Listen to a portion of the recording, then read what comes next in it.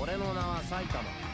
この世にはびこる悪を倒すため趣味でヒーローをやっているものだ。毎日欠かさず日々鍛錬、エアコン騎士は答えたが、ついに手に入れたこの拳、圧倒的力、忘れちゃならないのは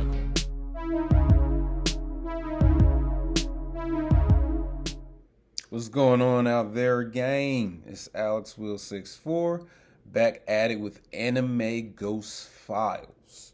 We're about to do some, you know what I'm saying? Some of this on your behind, you know what I'm saying? On that ass, you know what I'm saying?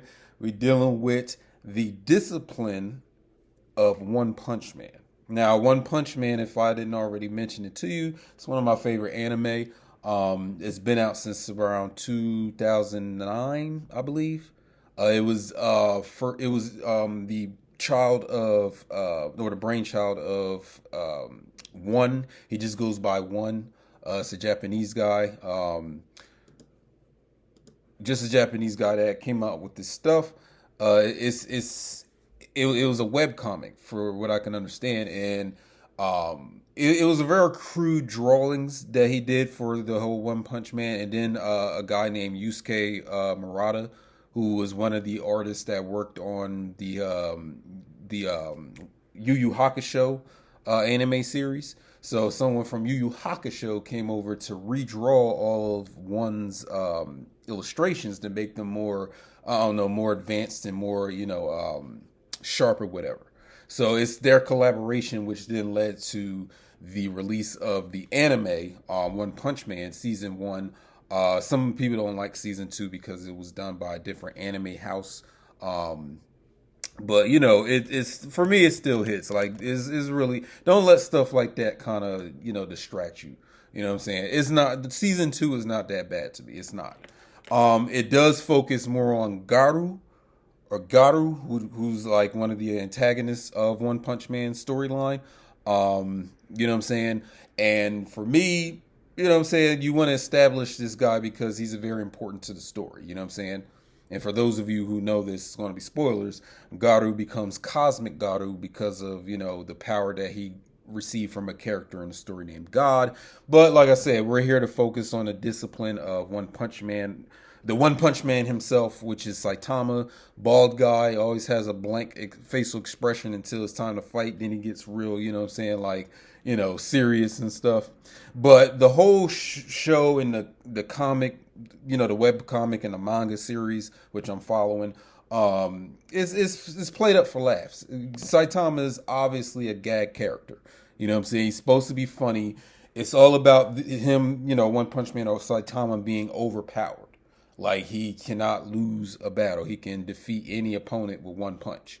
You know what I'm saying? And he never loses. And, he goes up against multiple opponents. They never seem to be able to defeat him because Saitama is just that guy.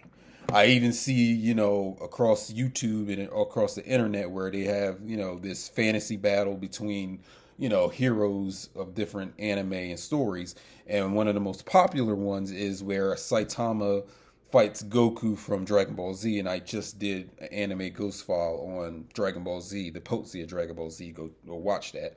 And then I don't think Goku would be able to win that. Because Goku does have a track record of losing his battles and dying. For as long as, or for as far as we know at this point, Saitama has never lost a battle since he has been in his state of being the One Punch Man, or they like to call him Cape Baldy or Chrome Dome. That's why I shaved my head for this episode. Make sure it's real spliffy and shiny. You know what I'm saying? If you look close enough, you probably see a reflection on it. But let's get started, man. We're focusing on the discipline of this show.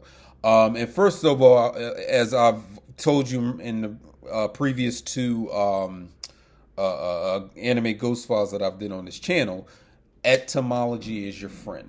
Etymology needs to be your best friend, your BFF forever, because this is how you're going to understand the things that you're talking about or what other people are talking about or the things you're reading about. You know what I'm saying? So let's deal with that first and foremost. So I want to deal with discipline. Let's do the etymology on discipline. So it comes from, the old French discipline, then it goes into the Latin disciplina, which means instruction. Very important. Which comes from the word discipulus, which means pupil, and then going to the Latin word discere, which means to learn. You know what I'm saying? So discipline is all about instruction and learning and being a pupil in order to receive that instruction. But I also want to deal with the word instruction because that'll give us clues into or insights into, what discipline is and how that relates to Saitama in the show One Punch Man. Instruction is just as it says, instruction. In meaning we're going inside of something, or we're dealing with something that's in the inner layer or not so obvious outer layer, which would be X or out if we were using those prefixes. And then struction. Struct meaning a structure, a architecture, a building of some sort. A construct, like something that's been built, something that has been created or made or, laid by brick or whatever type of building block you use to make it. So instruction literally means a inner structure. Literally. Have you ever made any type of inquiry or any type of study into your own inner structure? And we're not just talking about your anatomical structure, like your anatomy. Of course, we know where your heart is on this side of your body. You got bones, a skeletal structure. Your brain is here. Then you have another brain here, your gonads or brains. We know that your anatomy, your physiology. But we're also, and when we're talking about inner structure or instruction, we're talking about structuring you from the inside out. We're dealing with the whole energy thing. Inner work, energy, inner work. So we're also dealing with mind. How is your mind structured? How is your spirit structured? That's instruction. So if I were to give you instruction on anything, the truest instruction I can give you is how to structure yourself a way that I need you to be for whatever I'm teaching you. So that would be the discipline. As opposed to me just giving you information, that's not structuring you anyway. Because you can take information from me and just store it in your memory. You don't have to actually apply it or put it to work or use it to structure yourself. No. You can just store it in your memory bank and then recall it whenever, someone asks you about it. Or, for example, if you're dealing with modern day schooling, it's really just memorization. You get this bunch of information, bunch of data, bunch of facts, if they are facts, and then you're being examined on a test or exam to see what you have memorized about it. So it's really only about memorization. Now, this is in contrast to instruction and discipline, where you're going through a practical process of being restructured the way that you need to be for whatever you're trying to achieve. Now, let's bring in Saitama.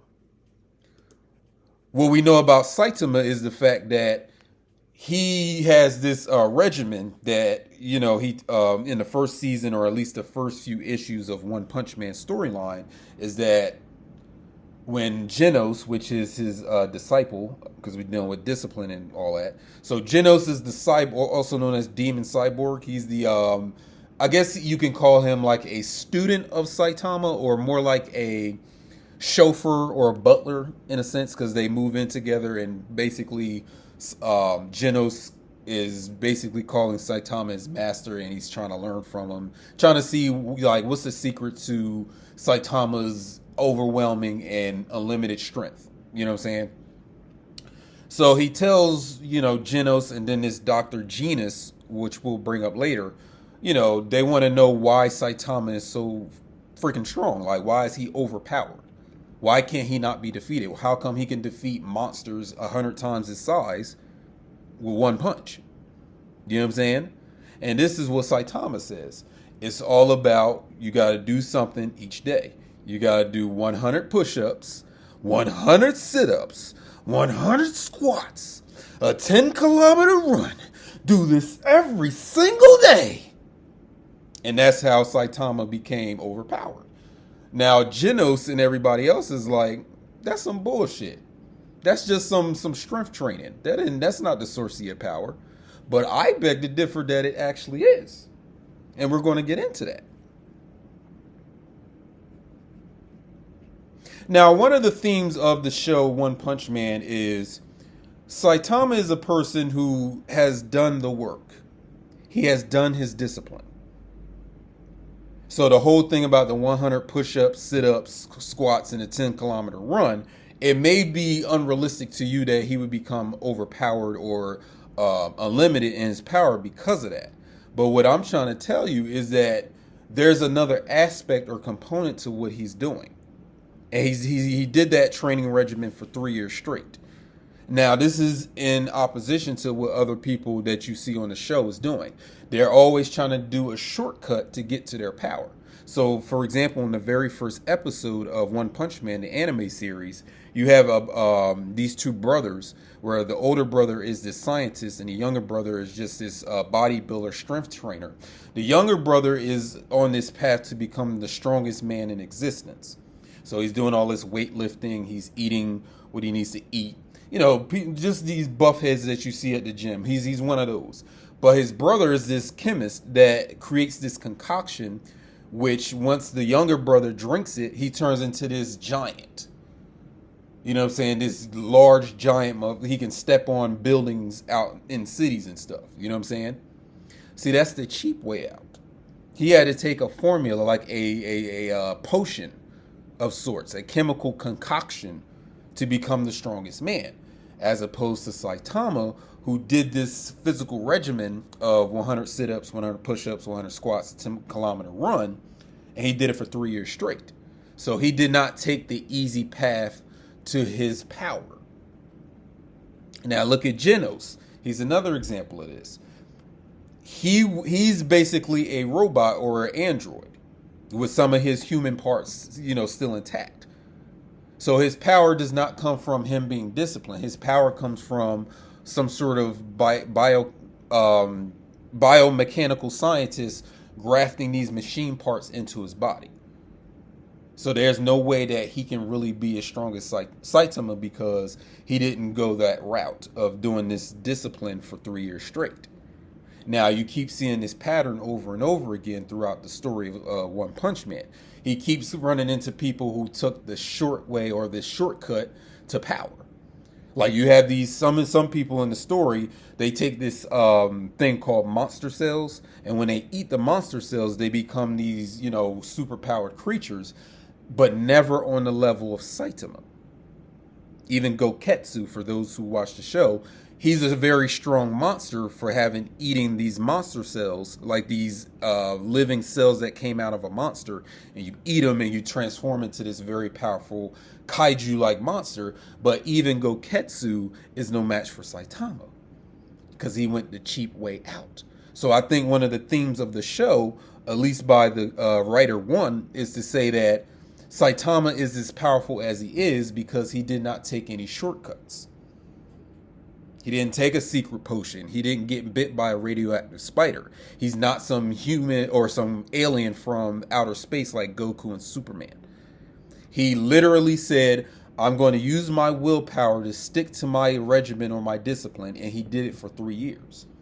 Now, here's the missing part of this whole thing is a concept known as mortification. See, what I believe, and based on what Saitama says himself in the show, is that Saitama dies during his discipline. But because of his discipline, his death brings him back into a resurrected state of unlimited power.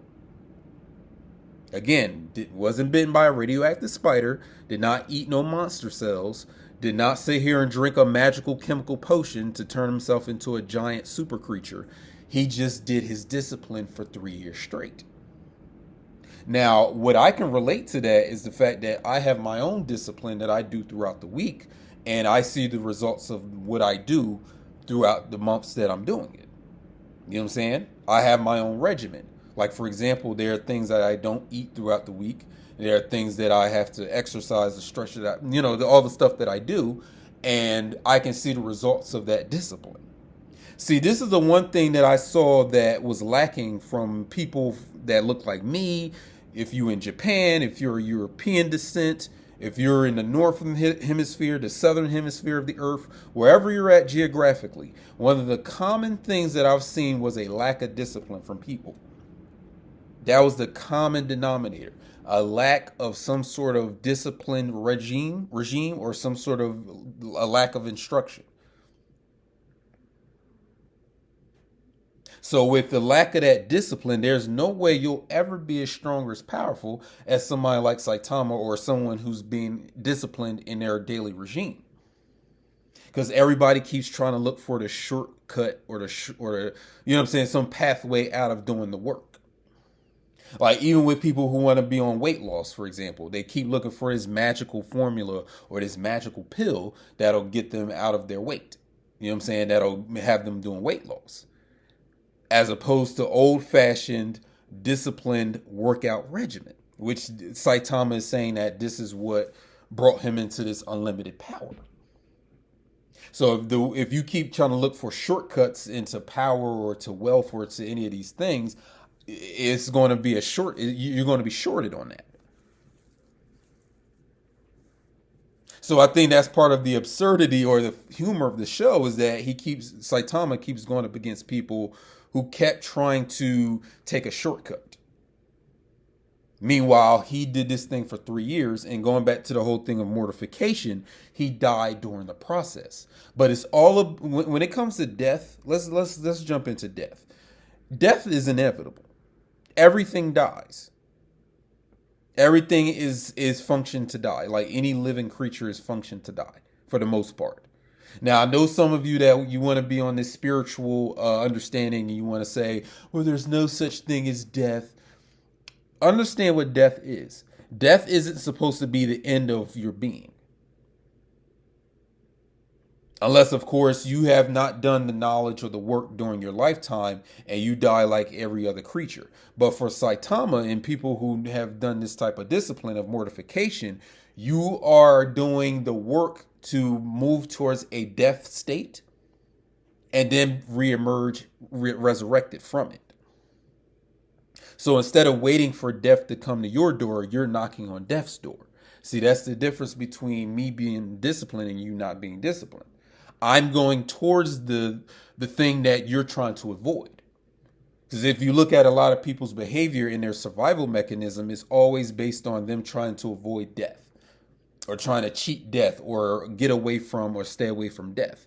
Saitama's regime, or his discipline, is all about him going towards death, whether he knew it or not. Because he even said in his regime, or his discipline, is that during the winter, he wouldn't have the heat on, and in the summertime, he would not turn the air conditioning on. So he sat there and either froze to death, or went through this freezing thing, or he went through this overheating thing. And then putting that with his 100 push-ups, 100 sit-ups, 100 squats, 10-kilometer run each day, it brought him closer and closer to the death state. But because with how he's doing it, he doesn't die the same way as, you being hit by a car, or you being poisoned, or you having cancer or some sort of terminal illness. No, he does the death thing the way it's supposed to be done.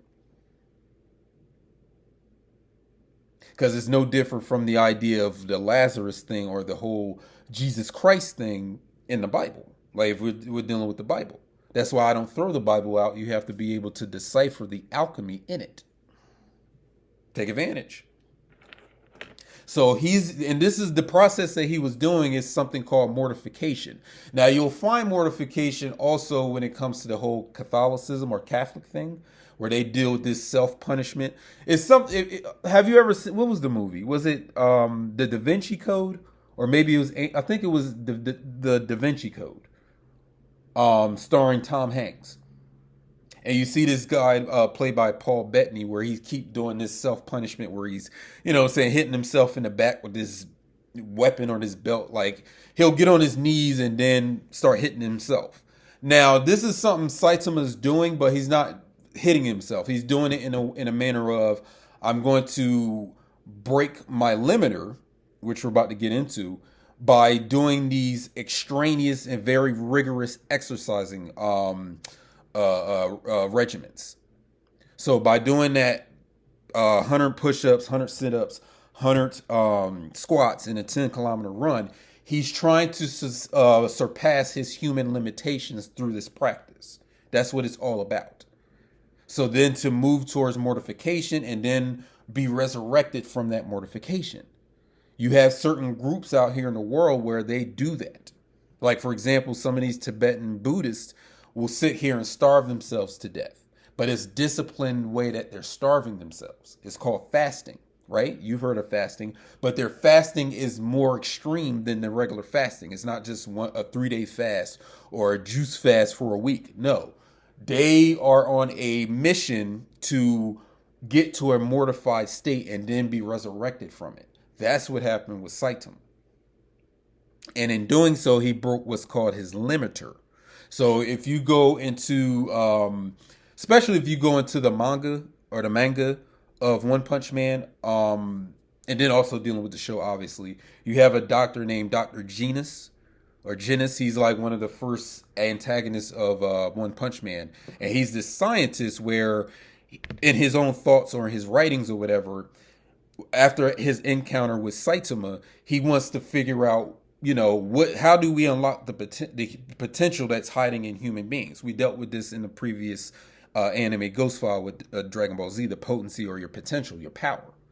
So Dr. Genus is saying that he gets obsessed with Saitama and trying to figure out how did Saitama gain his power.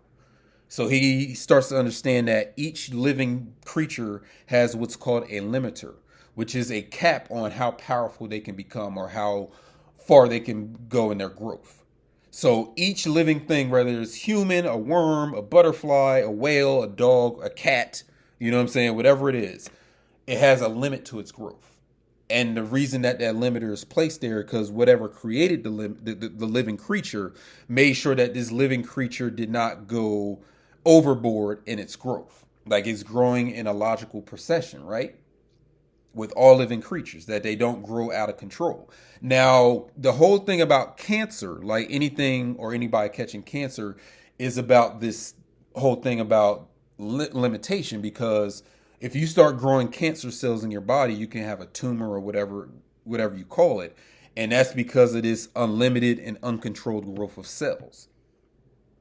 And not just any old cell, it's cells that are corrupted and it's just growing out of control. That's why you get cancers in your neck and in your brain and heart or your sexual organs, because this overgrowth of this corrupted cells in your body. And it has to be removed or cut out, or you got to get an operation or chemotherapy to get it cut out. Now with Saitama, he went through a process where he destroyed his limiter. So that means he can never stop growing, especially in his power. He has unlimited strength, unlimited power now. He broke his limiter. And he did it through his disciplined regime or his regiment. Now, how many other characters in the whole One Punch Man universe have done that? None of them. Even your S-class superheroes, because there's something in the show called the Hero Association, where it's a organization of superheroes, and you can sign up, take the test, and become a superhero of whatever rank you're in. So it starts out in C class. You have B class heroes, A class heroes, and then S class. You know what I'm saying? And the irony of the show is that whole organization was started by Saitama indirectly, because when Saitama, before he becomes One Punch Man, he saved a little kid from being killed by the Crablante monster. And the father of the little kid gets inspired by that and creates the hero organization or the hero association. And it's based on Saitama's heroism that the hero association is created. But Saitama goes through that discipline to break his limiter. So he goes through this limitation. For example, he can't be sitting here playing video games and doing what regular human beings do. His whole limitation is that he has to do these 100 push-ups, 100 sit-ups, and 100 squats and 10-kilometer run each day. In the wintertime, can't use the heat. In the summertime, can't put on the air conditioning. And then he eats a banana for breakfast and whatever other type of diet he was on throughout those 3 years. And because of that, he breaks his limiter over those 3 years. That's willpower right there. To stick to your discipline. Because right now, if you were to start a discipline today to lose weight, would you stick to it? You'd probably sit here and quit on the third day. Where's your willpower, son? My love? Where's your willpower? So I would say whatever superpower you want to attribute to Saitama is definitely his willpower. Because how disciplined have you ever been over the entire course of your life? How disciplined have you ever been? Like you was going to stick to a goal of, starting your business, or you was going to stick to a diet. I remember I was on a vegetarian vegan diet for like 3 years, and then I had to stop that diet. But I was disciplined throughout. There was times where I slipped up and ate some meat. But like I said, I had to be more disciplined if I wanted to stick to the vegan vegetarian thing. But look at this TV show, you know what I'm saying? This bald guy who everybody, they doubt him in the beginning. They say he's a cheat, or they don't believe that the regimen that he tells them that he did to get that power, they don't even believe him. But he did it. You don't see the same type of willpower or dedication to discipline from anyone in the show. Not even the S-class heroes. So there is this thing called bad limits and good limits. Because a lot of times you want to be so free and you don't want nothing controlling you that you forget that in order to really grow in strength and in power, you need to get into some level of discipline to do that. So if it was all about cutting out all the Chinese food or cutting out all the pizza, all the carbs, you probably have a hard time doing that because you're addicted to that thing. So when it comes time for discipline, you'll never want to break free of it because you think it's limiting your what you eat. But that's a good limit, not a bad one. So what Saitama was doing, he was going extreme in his good limits. And by doing that, he broke his limiter. When are you going to do that? Now, as far as you breaking your limiter and being able to punch something and it explodes, I don't know. Maybe that's true, maybe it's not. But the idea is there. The principle is there. As you can see in Saitama, within those 3 years of him doing that discipline, he was on it. We didn't see him missing any days. We didn't see him messing up on that discipline. He was firm and willed to do it. You know what I'm saying? And now he's the most overpowered character in the show. And then if you try to compare him with any characters from any other animes or even Thanos or Goku or something, they logically shouldn't be able to beat him because they did not go through that same training. Now, Goku, we see Goku in Dragonball Z go through all types of training. Don't get me wrong. We see Yusuke Urameshi go through trainings with Genkai when we deal with Yu-Yu Hakusho. We see all these characters train, but we didn't see them go through a very extreme regimen like Saitama. So the show is trying to show you that this is the results or the fruits of your discipline. So Saitama's gift for being so disciplined for those 3 years was him being overpowered. Punch you right in your face and you explode on contact. You know what I'm saying? So there's good limits and bad limits. Like, I'm not trying to limit you from doing anything, but where's your willpower to limit the things that's going to keep you from growing strong and powerful? You know what I'm saying? Where's that at?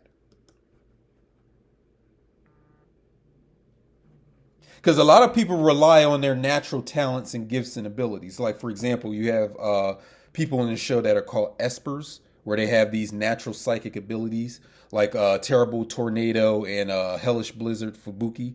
Like, they have their sisters who have these psychic abilities, and they can use telekinesis, and they can, you know what I'm saying, I guess they can read minds. I'm not sure about that. But they definitely have a telekinetic power where they can move things and make things explode with their mind. But are they on some disciplined regime where they can strengthen that and make themselves unlimited? No, they just rely on their natural talent. There is no I'm going to make myself stronger, or I'm going to be dedicated to a regiment to grow stronger. It's just natural raw ability. And then when they go up against somebody like Saitama, they can't win. Because Saitama is sitting here beating up alien conquerors like Lord Boros from different galaxies. You know what I'm saying? Lord Boros was no match for Saitama. The only character that really becomes a real match for him at this moment, or, so far, is Cosmic Garu. And we know Garu is the hero hunter, or the hero killer, or hero hunter.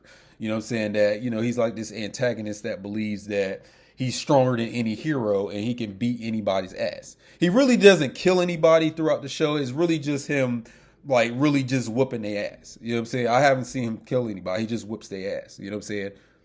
And he's trying to prove to the heroes that they're not as strong and powerful as they think. But when he gets the power from God, who's this creature, it's not the actual God of the universe, but he's this creature that can give his powers to different people and make them superpowered.